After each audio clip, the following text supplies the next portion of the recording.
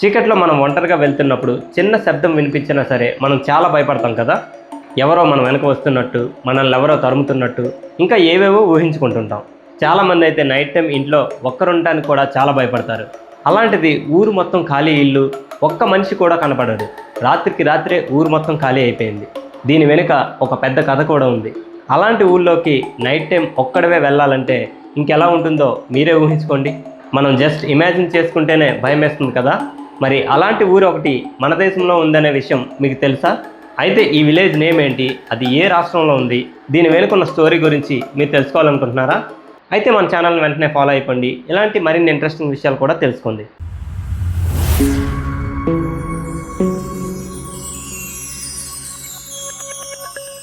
రాజస్థాన్ రాష్ట్రంలో జైసల్మేర్ అనే జిల్లాలో కుల్దరా అనే విలేజ్ ఒకటి ఉంది.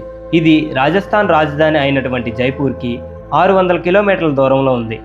ఈ విలేజ్ ఒకప్పుడు చాలా సంపన్నమైన గ్రామంగా ఉండేది. ఎందుకంటే ఈ గ్రామం నుండే సంస్థానానికి ఎక్కువ ఆదాయం వచ్చేదట. 1825 వరకు కూడా ఈ కుల్దరా గ్రామం అనేది చాలా సంపన్నమైన గ్రామం. ఇక్కడ 1500 వరకు బల్వాలి బ్రాహ్మణ కుటుంబాలు నివసించేవి. ఈ బ్రాహ్మణులు వారి యొక్క తెలివితేటలతో సరికొత్త విధానాలతో పంటను పండించేవారట. దానివలన ఎడారిలో కూడా మంచి దిగుబడి సాధించి ఎక్కువ సంపదను ఆర్జించేవారు. దీనివల్ల ఈ గ్రామం అనేది అన్నిటికీ ఆదర్శంగా నిలిచింది. అలాంటి ఆదర్శంగా ఉన్న విలేజ్ ఉన్నట్టుండి ఒక్కసారిగా నిర్మానుష్యం అయిపోయింది. ఊర్లో ఉన్న జనమంతా ఒక్కసారిగా రాత్రికి రాత్రే మాయమైపోయారు. ఆ తర్వాత మళ్ళీ ఈ గ్రామంలోకి ఎవ్వరూ రాలేదంట. ఎందుకంటే ఈ ఊరు ఖాళీ అయిపోయిన తర్వాత అక్కడ ఉండటానికి కొంతమంది వచ్చారని, కానీ చాలా తక్కువ సమయంలోనే వచ్చిన వారు మళ్ళీ ఏదో ఒక కారణం చేత చనిపోయేవారట.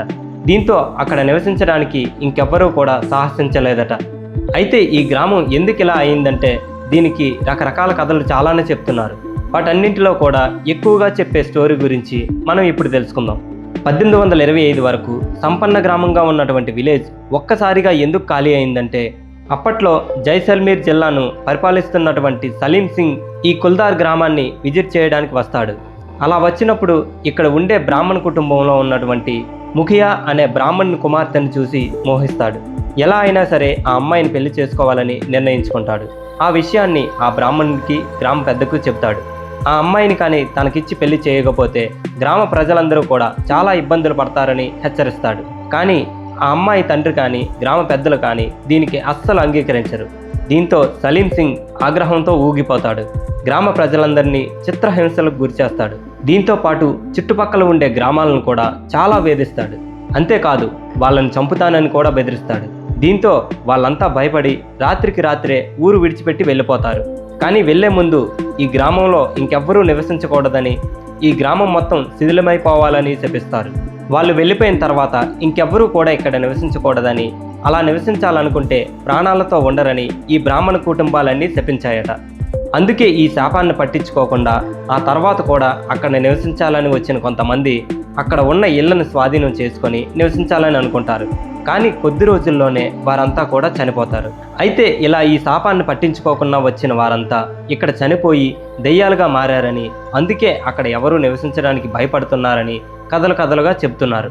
అందుకే ఈ గ్రామాన్ని దెయ్యాల గ్రామంగా పిలుస్తున్నారు. 1826 నుండి కూడా కుల్దరా గ్రామంతో పాటు చుట్టుపక్కల ఉన్నటువంటి 83 గ్రామాలు ఇప్పటికీ ఖాళీగానే ఉన్నాయి. ఈ కథ ఆ నోట ఈ నోట ప్రచారమై దేశమంతటా కూడా వ్యాపించింది. అయితే ఇప్పుడు ఈ కుల్దరా గ్రామాన్ని పురావస్తు శాఖకి అప్పగించారు.